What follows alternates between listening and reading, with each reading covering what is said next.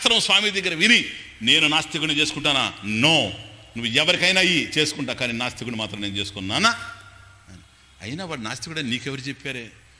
మీరు వెళ్ళిన తర్వాత వాళ్ళిద్దరు ఫ్రెండ్స్ బయటకు కూర్చొని మాట్లాడుతూ ఉంటే నేను కిటికీలో నుంచి ఇప్పుడే స్టార్ట్ అయిందన్నమాట. భర్త ఏమేమి మాట్లాడుతూ ఉంటే వెనకుండి వినాలి అనేటువంటి విషయం పెళ్ళి కాకముందే ప్రిపేర్ అవుతూ ఉంది. రిహార్సల్ సార్ ఇది. ఏమిన్నావే నువ్వని? ఏం లేదు నాన్న, వాళ్ళిద్దరు మాట్లాడుకుంటూ ఉండరు, ఎవరిని గురించో మాట్లాడుతున్నారు. మధ్యలో అతని ఫ్రెండ్ ఇతనితో అన్నాడు, ఇటువంటి దుర్మార్గుడండి అతను నరకానికి పోతాడు అని అతను ఇతనితో అన్నాడు. ఇతను వెంటనే నవ్వి, పెళ్లి కొడుకు నవ్వి, నరకమా? అది అక్కడుందిరా అని అన్నాడు. అంటే ఇంకా అతను చేసుకొని నేను నరకం ఎక్కడుందిరా? ఏదో గడ్డలు పెంచుకున్న వాళ్ళు చెప్తారు, గడ్డలు లేని వాళ్ళు కూర్చొని వింటారు. నరకాలు స్వర్గాలు ఎక్కడున్నారా పిచ్చి కాకపోతే చవా అన్నాడు నాన్న. కాబట్టి ఎట్టి పరిస్థితుల్లో అతను నేను చేసుకోడు. ఇంతేనా? ఇంకేమైనా ఉందా కారణం? దానికేమిటే? నరకం లేదన్నాడు, మనకెందుకు దాని విషయం? నువ్వు పెళ్లి చేసుకో.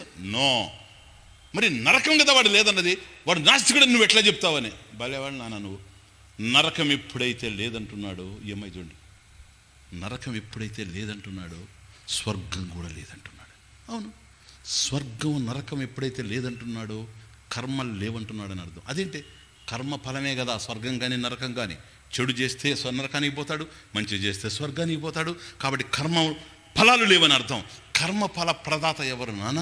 కర్మఫల ప్రదాత పరమేశ్వరుడు. కనుక నరకం లేదంటే నరక ఫలం లేదని అర్థం, నరక ఫలం లేదంటే నరకానికి సంబంధించిన కర్మ లేదని అర్థం, కర్మ లేదు అని అంటుంటే కర్మఫల ప్రదాత పరమేశ్వరుడు లేదని అర్థం. కాబట్టి వాడు నాస్తికుడు. ఇంత లాజిక్ నీకు ఎట్లా వచ్చింది?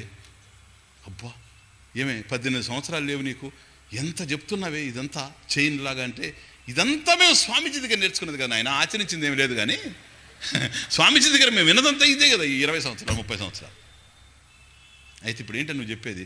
కనుక ఇప్పుడు నీకు అర్థమై ఉంటుంది, వాడు ఎప్పుడైతే నరకాన్ని వద్దంటున్నాడో, నరకఫలం లేదంటున్నాడు, కర్మఫలాలు లేవంటున్నాడు, కర్మఫల ప్రదాత పరమేశ్వరుడు కాదంటున్నాడు. కాబట్టి అటువంటి వాడిని నేను చేసుకొని సుఖపడే అవకాశం లేదు గనక నానా నేను అతన్ని చేసుకున్నాను. అప్పుడు ఈ తండ్రి ఉండే పక్కన నవ్వి, ఊరుకా ఊరుకా, ఈయన ప్రేమ. ఆవిడ నువ్వేమన్నా చెప్పినాను, ఒరే ఊరుకోరా, మళ్ళీ ఇది రా, టిపికల్ ఎక్స్ప్రెషన్. అమ్మాయిని పట్టుకోరు రా. ఇది ప్రేమ ఎక్కువైనప్పుడు ఇట్లాంటివన్నీ జరుగుతాయి. ఊరుకోరా తండ్రి. వాడు ఏంటిరా వద్దన్నది లేదన్నది? నరకం కదా, నువ్వు చేసుకోను అయినా రే. వాడు అంటే అన్నాడు, నువ్వు చేసుకోరా వాడిని పెళ్ళి అని. నానా ఏంటి నాయన, వాడు నరకం కదా లేదన్నది, నువ్వు చేసుకోరా, నువ్వు చేసుకో. అర్థమవుతుందా? నువ్వు పెళ్లి చేసుకోమ్మా. ఆ తర్వాత వాడే చెప్తాడు నరకం ఉండేది లేనిది, వాడు చెప్తాడు నువ్వు చేసుకోవే మొదట. అర్థమవుతుంది? రేపు వచ్చి వాడు అంటాడు, ఏరా నరకం ఉందా అని వాడిని కనుక అడిగితే నీకు పెళ్ళి అయిన తర్వాత వాడు వచ్చి చెప్తాడు ఉండేదంతా నరకమే. నరకం ఉండేదేంది? ఉండేదే నరకం, రెండోది లేదు. అందువల్ల నాయన వాడికి అనుభవం లేదురా. నాకు నీతో 18 సంవత్సరాల అనుభవం కదా, వాడికి తెలియదు నరకం అంటే ఏంటో, నాకు తెలుసు. ఇప్పుడు నా భుజాల మీద నుంచి వాడి భుజాల మీద ట్రాన్స్ఫర్. ఇంతకాలం నేను మోసాను, ఇప్పుడు వాడు మోస్తాడు. నువ్వు యాక్సెప్ట్ చేయవే, వాడికి నరకం ఏంటో తెలుస్తుంది. కాబట్టి ఈరోజు పెద్దలు చెప్తూ ఉన్న, శాస్త్రం చెప్తూ ఉన్న అంగీకరించకపోతే నువ్వు పెళ్లి చేసుకుంటే తర్వాత నరకం వాడికే తెలిసొస్తుంది, అనుభవంలో తెలిసొస్తుంది. అర్థమవుతుంది? ఇంతే జీవితంలో మహాత్ములు చెప్పేవి, శాస్త్రాలు చెప్పేవి ఈరోజు మనం అంగీకరించలేకపోయినా రేపు మన జీవితంలో తెలిసి వస్తుంది. ఎక్కడ ఏ వైభవం వ్యక్తమైనా అది పరమేశ్వరుని వైభవమే, కానీ మరొకటి కాదు. మత్తః సర్వం ప్రవర్తతే. హే అర్జున, మత్తః ఏవ సర్వం ప్రవర్తతే. మనిషి బ్రతికేది భగవంతుడి వల్ల, అన్నం వల్ల కాదు. అన్నం తింటున్నాం బ్రతుకుతున్నామంటారు. నా అన్నం తింటే కాదు మనిషి బ్రతికేది, అన్నంతో కాదు బ్రతికేది. బ్రతకడానికి అన్నం అవసరం. అన్నం తిన్నంత మాత్రాన మనిషి బ్రతుకుతాడని చెప్పడానికి అవకాశం లేదు. ఎందుకని? అన్నం తింటున్న వాళ్ళే పోతున్నారు, అసలు తింటూ కూడా పోతున్నారు. పరమేశ్వరుని యొక్క అనుగ్రహం ఉంటేనే మనం బ్రతుకుతాం ఈ ప్రపంచంలో. కాబట్టి అన్నంతో కాదు మనిషి బ్రతికేది, అచ్యుతునితో బ్రతుకుతాడు. ప్రపంచంలో అనంతుడైనటువంటి పరమేశ్వరుని యొక్క కృపతో బ్రతుకుతాడు. ఇది అర్థమైంది అనుకోండి భగవంతుడి వైపు తిరుగుతుంది. అంతవరకు ప్రపంచంతోనే మన సంబంధాలు. అండర్స్టాండ్? ఇక్కడి నుంచి భక్తి స్టార్ట్ అవుతుంది. అర్జున, ఇది కనుక అర్థమైంది అనుకో, ఏంటది? అహం సర్వస్య ప్రభవ మత్తః సర్వం ప్రవర్తతే. సమస్తం నా నుండి ఆవిర్భవించింది, నా వలన ఈ జగత్తంతా నడుస్తూ ఉంది. ఇది కనుక అర్థమైందనుకో, ఇది మత్వా ఏవం జ్ఞాత్వా, ఇది కనుక తెలుసుకుంటే మాం భజంతే, నన్ను సేవిస్తూ ఉంటాడు, భక్తుడైపోతాడు. అది ఇంకే లేదు. భక్తి అనేది అంత తేలికైన విషయం కాదు. అర్థమైతే అంతకన్నా సులభమైన విషయం కూడా మరొకటి కాదు. ఈ ప్రపంచంలో అందరితో మనకు సంబంధాలు ఉన్నాయి. సంబంధాలు లేకుండా ఒక్క క్షణం కూడా మనం బ్రతకలేం. బాగా అర్థం చేసుకో. ఎవరితో అది వేరే విషయం.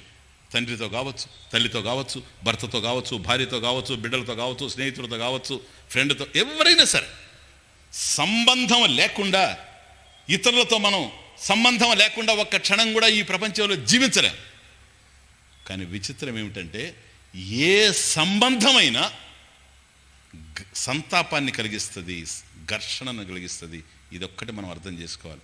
ఏ సంబంధమైనా సరే ఈ ప్రపంచంలో ఒకరితో సంబంధం పెట్టుకున్నాము అని అంటే ఈరోజు మనకు ఆనందం ఉండినా ఒకరోజు మాత్రం ఆవేదన తప్పదు, సంఘర్షణ తప్పదు, సంతాపం తప్పదు. అవి ఎటున్నా సరే, అనుకూలమైన ప్రతికూలమైన, ఎక్కడ కలయికలు ఉంటాయో అక్కడ విడిపోవడం ఉంటుంది. సంయోగాశ్చ వియోగాశ్చ కాతత్ర పరిదేవన. దీని గురించి పెద్దగా ఆలోచించాల్సిన అవసరం లేదు. ఎక్కడ కలిస్తే అక్కడ విడిపోవడం ఉంటుంది. ఇది ఒక లా, చట్టం. అది ఎవరిని కలిసినా ఈ ప్రపంచంలో విడిపోతాం. జన్మనిచ్చిన తల్లిదండ్రులను పోగొట్టుకున్నాం, మనం జన్మనిచ్చిన వాళ్ళని పోగొట్టుకుంటున్నాం. సరేనా? ఎవరితో మనం ఈ ప్రపంచంలో కలిసినా ఒకరోజు వాళ్ళైనా మనల్ని వదిలిపెట్టాలి, లేకపోతే మనమైనా వాళ్ళని వదిలిపెట్టాలి. ఏడిస్తే ఉపయోగం లేదు. తస్మాత్ అపరిహార్యరితే నత్వం శోచితుం అర్హసి. అర్జున 2వ అధ్యాయం. అపరిహార్య, దీనికి ఇంకొక రకమైనటువంటి పరిహారం లేదు. దీన్ని ఏడవలసిన అవసరం లేదు. దీన్ని ఎవడు మార్చలేడు. ఎవరిని ఈ ప్రపంచంలో మనం కలిసినా ఒకరోజు విడిపోవాల్సిందే. అవే జరుగుతూ ఉన్నాయి. చిన్నప్పుడే మాస్టర్ చెప్పాడు, మనకు అర్థం కాలేదు. చిన్నతనంలోనే చెప్పాడు, అరిథమెటిక్స్లోనే, ఎలిమెంటరీ సెక్షన్లోనే, 2వ తరగతి 3వ తరగతిలోనే ఉంది సత్యం. కానీ అర్థం కాలే. మ్యాథ్స్ చెప్పేటప్పుడు మ్యాథ్స్ ఎట్లా చెప్తాడు? మొదట కూడిక, తర్వాత తీసివేత, తర్వాత పెంచడం, తర్వాత భాగాహారం. ఇది ఆర్డర్. అవునా?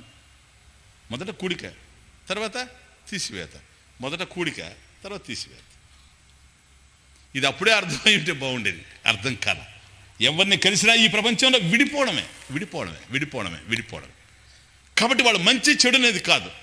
కనుక ఎవరు మనకి ఇష్టలో ఒకరోజు వాళ్ళ కోసం చింతించడానికి కొన్ని కన్నీళ్లు మనలో ఉన్నాయి, మన హృదయంలో అని ముందే గుర్తిస్తే సరిపోదు. కాబట్టి ఎవరితో సంబంధం పెట్టుకున్నా అది ఒక ఘర్షణ. చెప్పండి, ఆలోచించుకోండి. ఎవరికి వాళ్ళగా చెప్పాల్సిన అవసరం లేదు. ఎవరి వల్ల మనం ఈ ప్రపంచంలో బాధపడకుండా ఉన్నాం ఆలోచించండి. సంబంధం కలిగి ఉన్న వాళ్ళలో ఎప్పుడో ఏదో ఒక సమయంలో ఘర్షణ లేని సంబంధం, సంతాపం లేని సంబంధం, సంఘర్షణ లేని సంబంధం, నిరంతరం ఆనందాన్ని విరజిమ్మేటువంటి సంబంధం పరమేశ్వరుడితో మనకు ఉండేటువంటి సంబంధం. ఇది గుర్తిస్తే భక్తి.